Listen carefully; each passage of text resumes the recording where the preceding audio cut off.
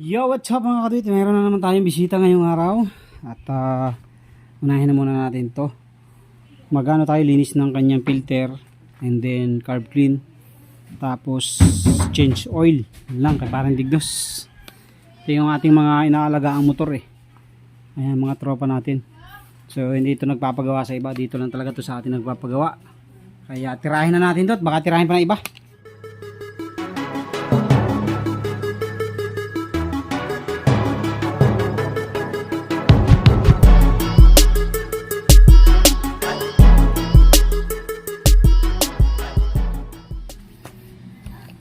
So yan na mga kadwit, napakadumi.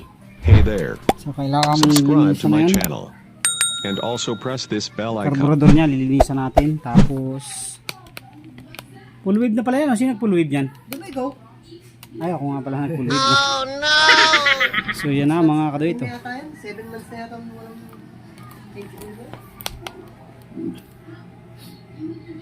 Dumi na. Madumi na yung carb niya. Lilinisan na lang natin.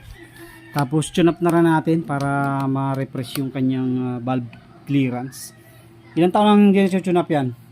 Kasi sa umaga daw mahirap anda rin din sa pag uminit na mataas ang minor. Yan. Check natin kung anong clearance na yan.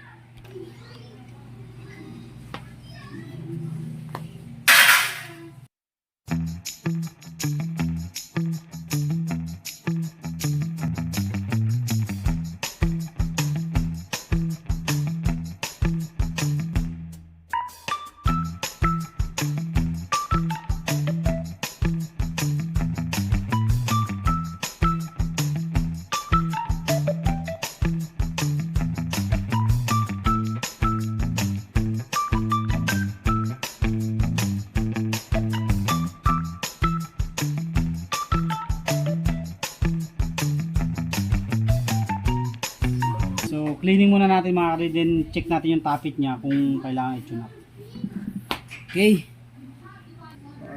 So ito na mga kadwit, nilinis din natin yung filter. Okay pa naman yung ano niya, filter niya, hindi pa ganun kadumi.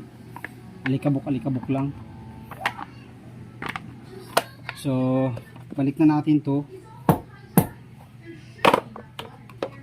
Binrush din natin yung labas para mawala yung mga nanikit na mga dumi-dumi. At ating babalik na to para linis na tayo ng carb. So ito na mga kadwit yung carburetor ng Smash 115. 115 ba ito? 110. 115. Ito model ano ito? Hindi ko alam kung anong model na to eh. So nasa year 2020. 2012 ba yan? Unang model ng 150 niyan.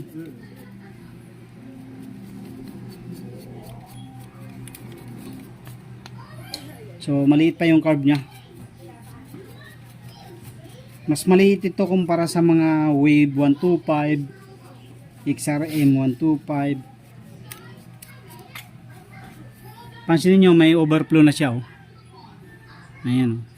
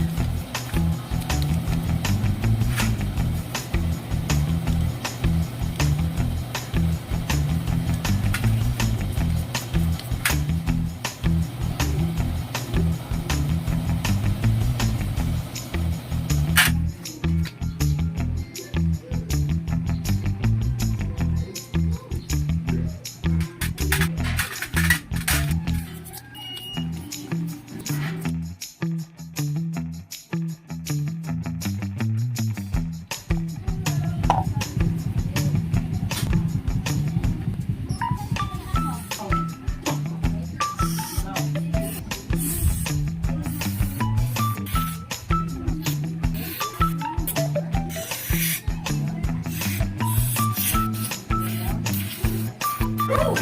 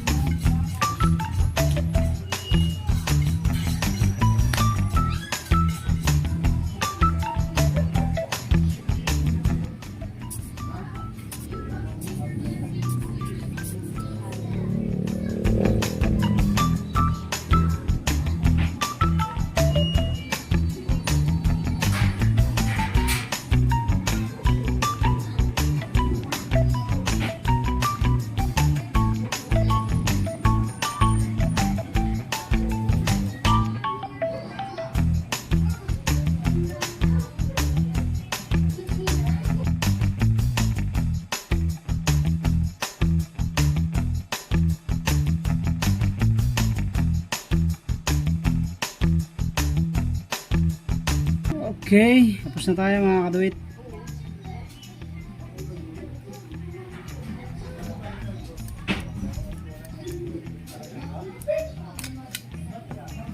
Check natin kung kailangan i-tune up.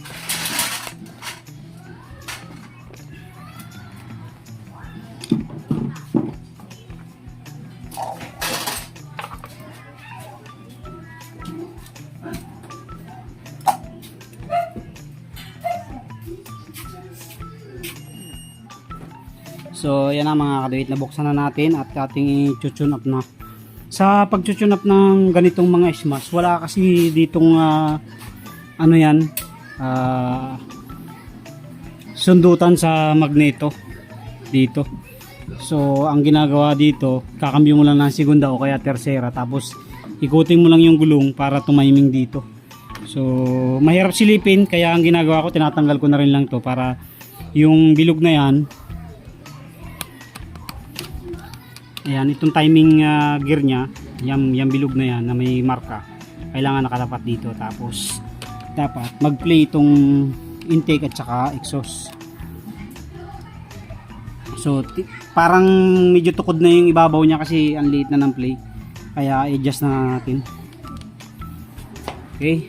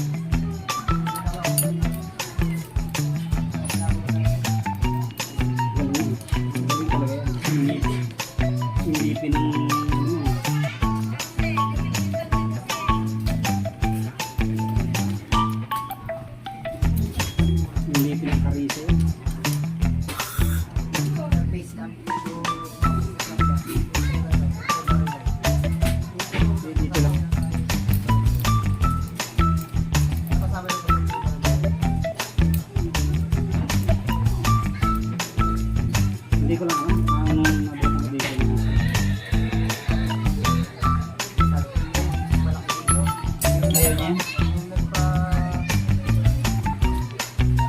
Bayan niya. Kwento mo sa akin. Tinunggig mo yung barako niya. Medyo pahit na dati yun. Pero wala kayo. Ngayon, hindi na pa. Bayan niya. Ayun.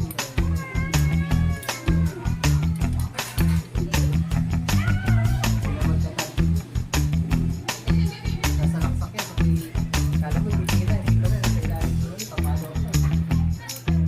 Mainit yung laro na ilalim.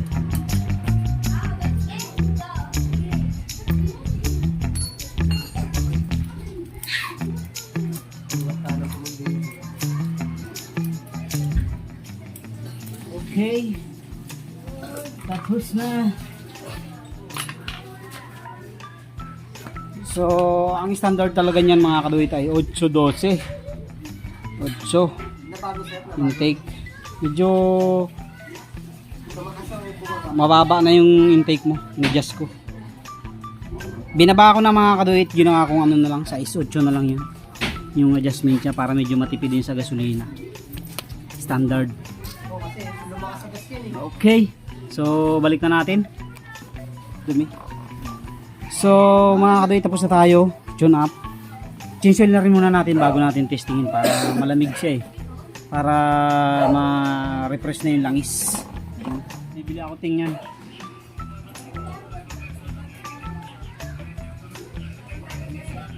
Wala ka na talaga nabilisan no? Na, Yung sa gauge no? hindi ko na aslasuhan. Wala sa A6 to. Paalala mo nga sa akin. Ang ano mo kasi na sabi mo na wala yung ano. Yung ano yun. Oo, yun nga. Nasa ano yun, wala ng Mio.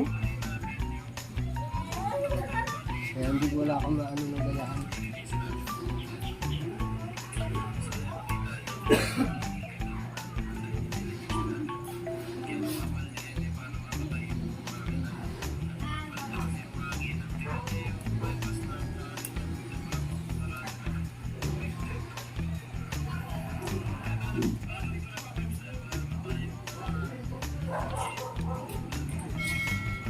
Manual cleaning yan, Ting.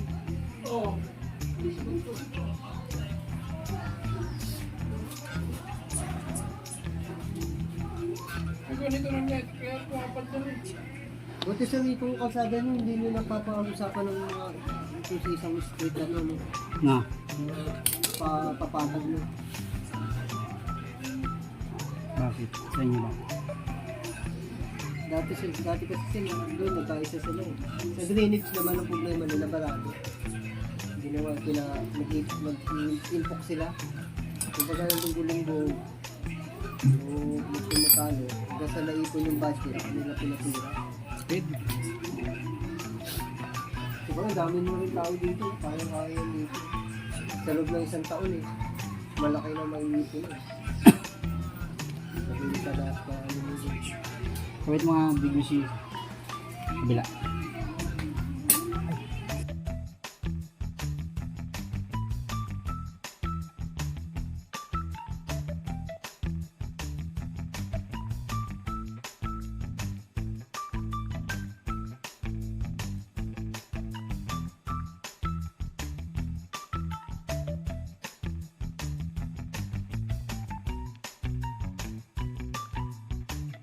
So ito na mga kadoy, tapos na tayo magkabit, magsalpak.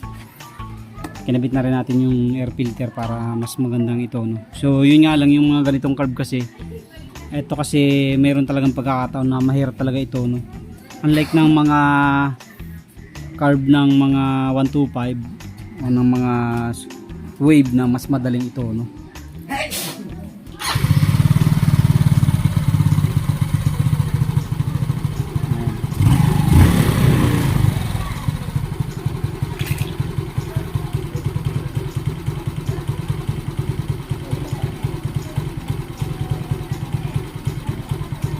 So ang problema niyan pag malamig. Kaya ang ano ko start ko niyan eh, pag malamig eh, Ang ito pala oh. parang may singaw sir eh, parang may hangin na ama. Ito. Parang may hangin na parang Ito. Pag pala kaya hindi matuno ng ayos mga kadoy ito, papalitan na 20 yata yan. So ito mga kadoy, ito sakit ng ismas talaga.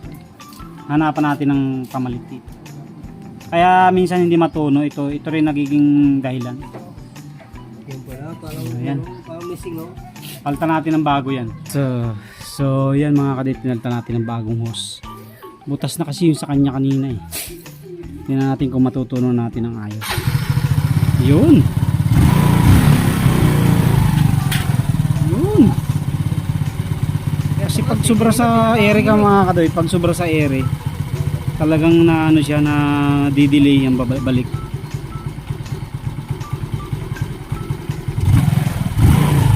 Yun.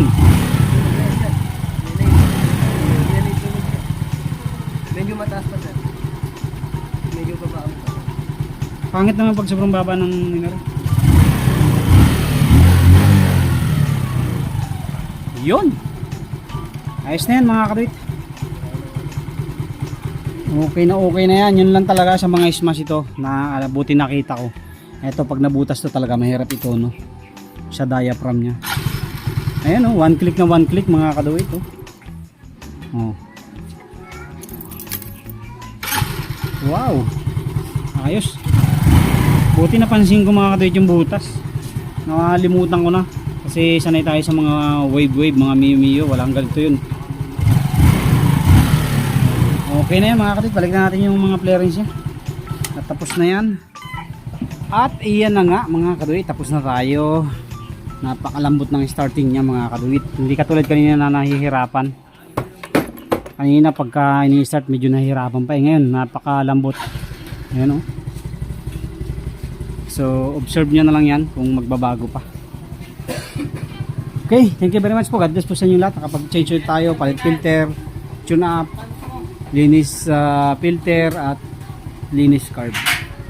Thank you.